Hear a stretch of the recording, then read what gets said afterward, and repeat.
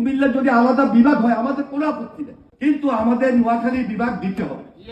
এটা কুমিল্লা বিভাগের সুপারিশ না। তোমরা কুমিল্লা বিভাগ করো, আমাদের তো কোনো আপত্তি নেই। তোমাদের কুমিল্লার 10 গুণ হইলো এখন নোয়াখালী। আমরা ইচ্ছা করলে আর 3টা ডিস্ট্রিক্ট বানাতে পারি।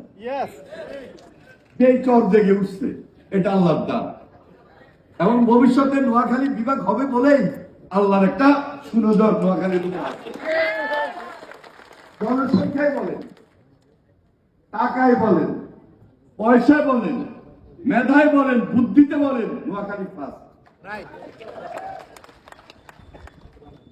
আমাদের বিএনপির যেমন স্লোগান, সবার আগে বাংলাদেশ, সবার জন্য বাংলাদেশ।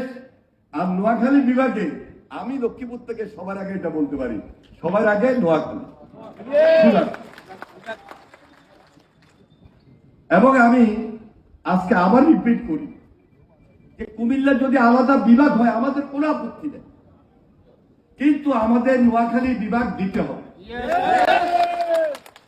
এটা আমাদের সেন্টিমেন্ট, এটা আমাদের স্পিরিট, আত্মমর্যাদার লড়াই, এটা আমাদের বুদ্ধি জ্ঞান সবকিছু মিলে নোয়াখালী বিভাগ হইতে পারে।